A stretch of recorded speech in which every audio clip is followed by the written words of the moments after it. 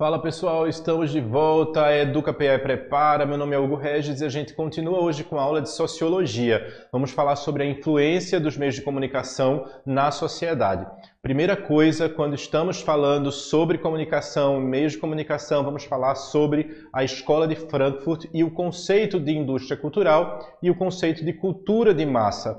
A influência desses meios como uma forma de divulgar o modo de produção capitalista, digamos assim. Para a gente falar sobre indústria cultural, a primeira pessoa que a gente vai utilizar é Adorno, porque essa expressão indústria cultural foi originalmente utilizada no livro Dialética do Esclarecimento, de 1947. Essa obra é de Adorno e Horkheimer e teve a colaboração, obviamente, de outros membros da Escola de Frankfurt, certo? Essa publicação ela tinha o objetivo de esclarecer esse fenômeno do capitalismo que é presente nas sociedades industriais do século XIX, que a gente vai chamar aqui de mercado consumidor de bens culturais, tá certo? Então a cultura de massa, ela tem a função dos meios de comunicação é chegar até essa massa, utilizando um elemento que é o elemento cultural, através da cultura chegar às pessoas, e chegar às pessoas com o objetivo de levar o consumo, para que as pessoas elas possam consumir cada vez mais itens que também são itens culturais. E foi lá na Escola de Frankfurt que surgiu esse conceito de indústria cultural. Para eles, uma das maneiras de dominação do modo de produção capitalista seria, obviamente, através da cultura. A gente vai ver um pouquinho do Lasswell, o Harold Dwight Lasswell. Ele diz o seguinte, é um sociólogo, cientista político, é um teórico da comunicação dos Estados Unidos, é considerado um dos fundadores da psicologia política, e ele participou de duas escolas distintas da sociologia. Uma foi a Escola de Chicago, que em outras aulas a gente já falou sobre ela também, e do funcionalismo, certo? O que o Lasswell vai dizer, ele é muito conhecido pelo modelo comunicacional, no qual o foco está quem diz o que, através de que canal, para quem e com quais efeitos. Além da teoria da persuasão, ou seja, como os meios de comunicação eles utilizam ferramentas para persuadir, para convencer as pessoas de consumir ou não consumir, ou da escolha dos produtos também. Porque não é só esse o objetivo dos meios de comunicação. Além disso, eles acabam difundindo um modo de vida social, onde as pessoas acabam almejando o sucesso a partir dessa visão sobre sucesso que é implantada nos meios de comunicação.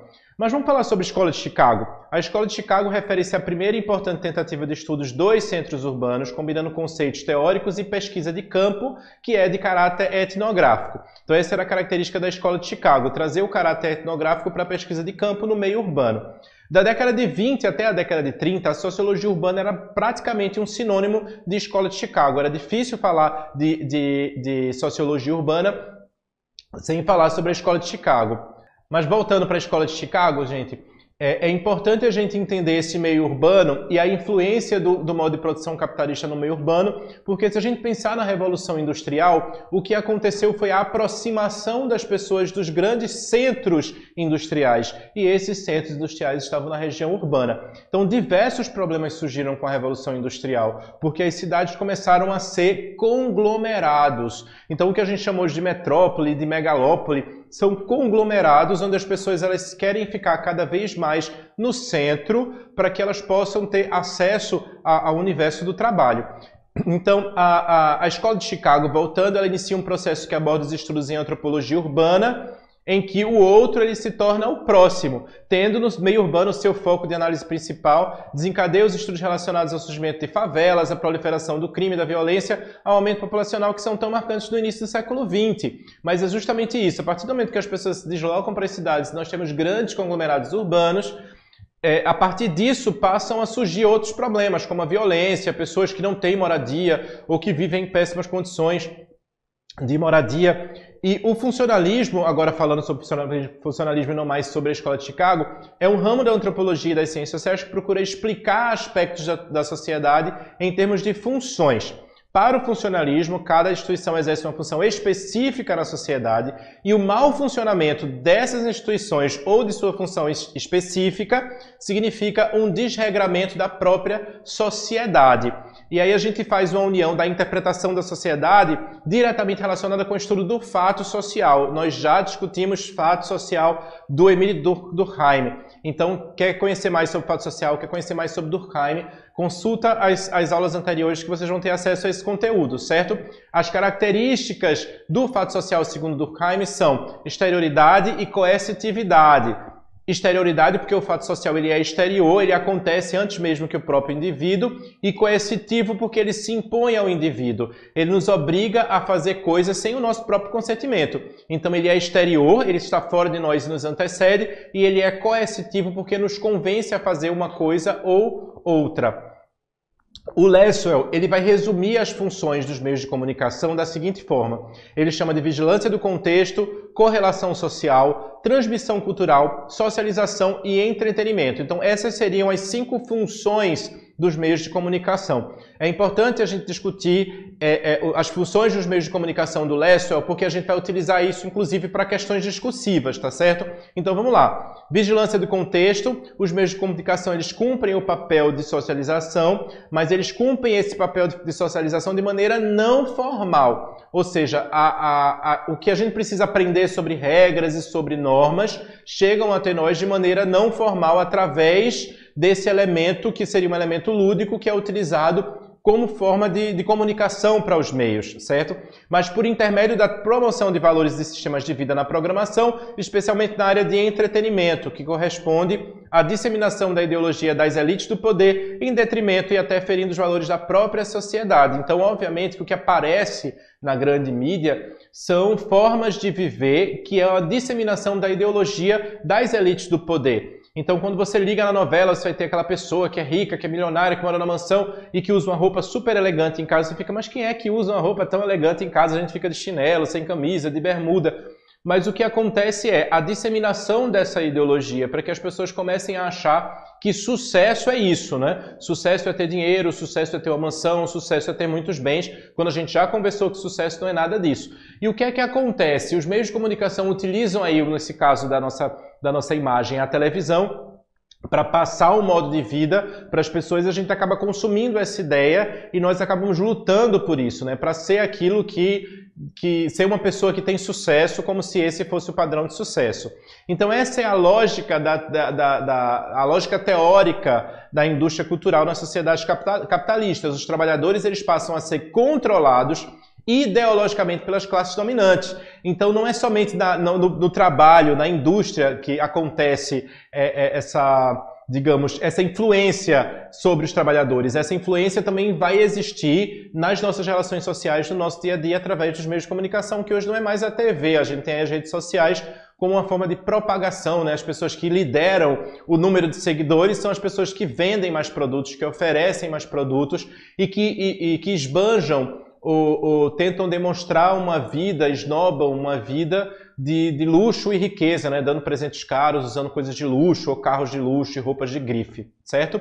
Então, essa dominação, ela não seria só no ambiente de trabalho, não seria só durante a jornada de trabalho, mas também nos nossos momentos de lazer, porque nós temos acesso 24 horas às redes sociais, inclusive nos finais de semana. Então, os meios de comunicação de massa, eles também servem à alienação das classes mais baixas, porque se divulga o modo de produção existente, ou se divulga a imagem ali de uma classe dominante, resistente e resiliente, obviamente isso promove a alienação das classes mais baixas, impedindo que pensem criticamente sobre a situação. Então, mais uma vez, a gente tem uma imagem que fala sobre isso, né, de como os meios de comunicação, nesse caso, mais uma vez, a TV, ela influencia na nossa forma de pensar.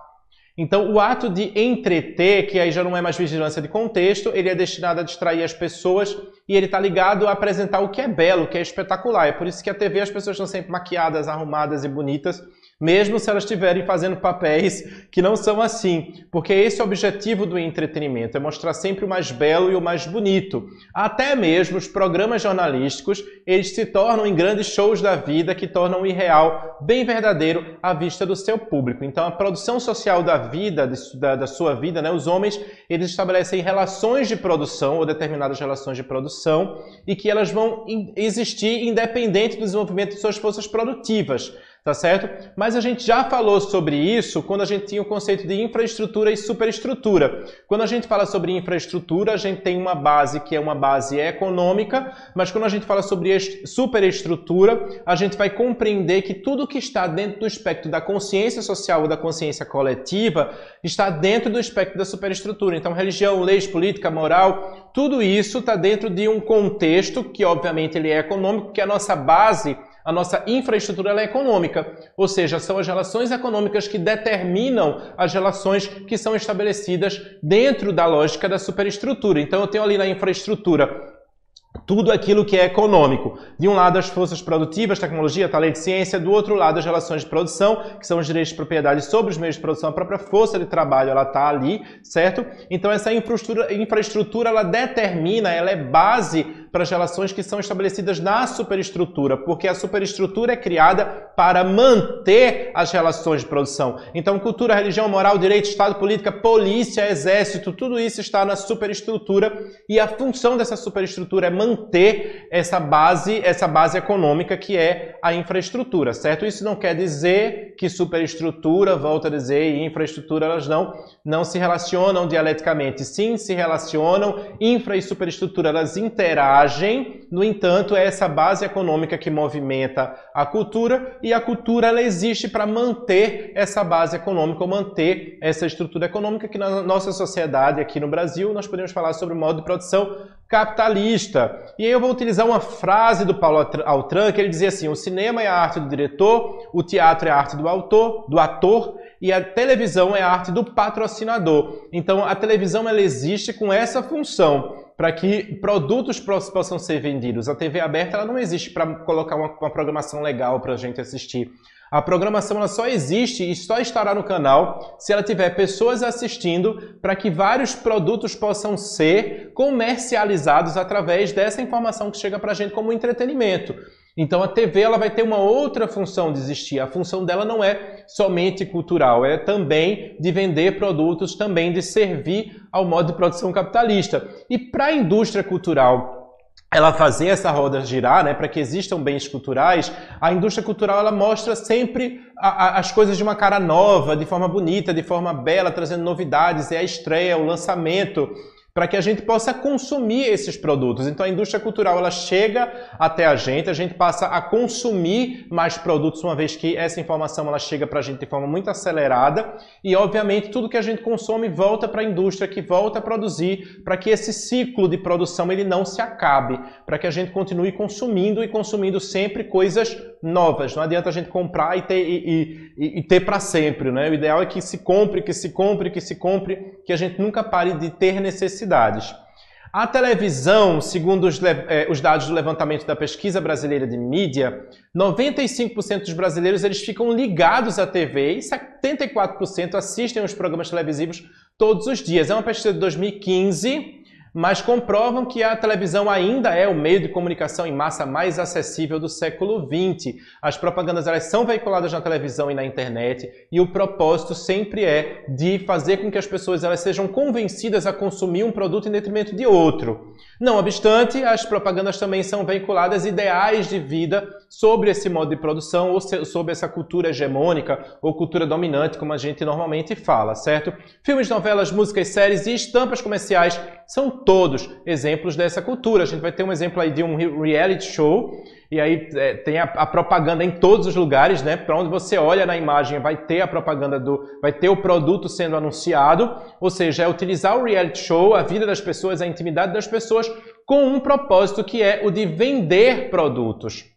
Então a indústria de bens de consumo, ela se alia à indústria cultural para propagar os ideais do modo de produção capitalista ou do modo de produção dominante. Nesse sentido, a indústria cultural ela vira uma verdadeira maneira de vender esses produtos no mercado e propagar os ideais de vida burgueses do capitalismo. Então eu sou bem sucedido se eu estiver na beira da piscina, tomando champanhe, não é? Tomando sol e não tem mais nada para fazer, só isso. A cultura de massa é uma espécie de propaganda daquilo que é vendido como padrão de vida, certo? Então, essa classe dominante vem desse padrão de como sendo a forma como nós devemos viver, a forma como nós devemos nos relacionar. Então, além de ser uma espécie de produto autônomo que sustenta, sim, a lógica do modo de produção capitalista. Então, você chega do trabalho cansado, liga a TV para poder comer com o sonzinho da TV, aí na propaganda do jornal vai aparecer uma atriz bonita, elegante, dirigindo um carro de luxo. Você diz, poxa, eu quero ter esse carro, é isso que eu quero. Então a gente consome sendo estimulado por esse padrão de vida que nós temos que atingir, mas nós temos que atingir a partir do consumo e não a partir do nosso bem-estar, da nossa felicidade. Trabalhe e consuma, trabalhe e consuma. É isso que o modo de produção capitalista quer. O modo de produção capitalista quer consumidores, quer pessoas que possam gastar dinheiro. Então, quando o Lessor ele divide as funções do meio de comunicação, voltando, a gente vai ter vigilância de contexto, a correlação social ou da responsabilidade social ou da relação social que existe entre as pessoas e a forma do meio de comunicação intermediar essas relações. Transmissão cultural, essa transmissão cultural ela vem do passado para o presente, nos atravessa. A socialização e o entretenimento, que seria a última função. Na vigilância do contexto, a gente vai ter esse sentido sentinela, onde a comunicação ela é sentinela, ela está sempre ali querendo informar algo novo para a gente, ou algo inédito, alguma coisa que está acontecendo agora, para que a gente seja informado. Então a gente está sempre sendo alertado pelos meios de comunicação, certo?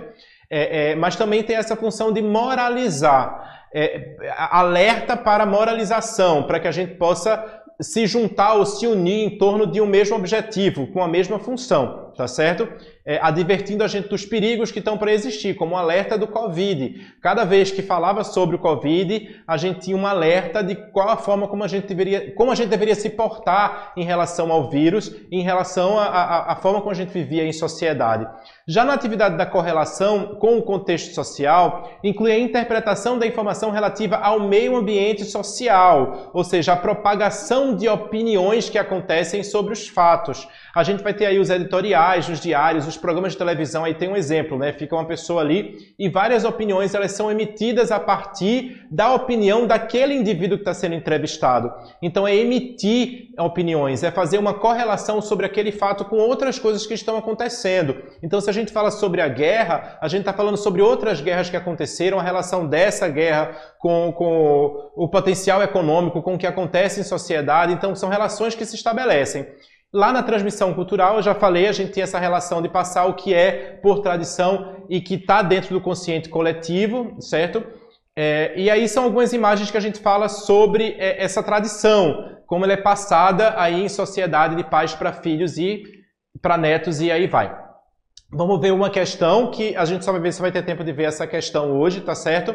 Então vamos lá. Uma malha digital que cresce em velocidade vertiginosa está cobrindo nosso planeta.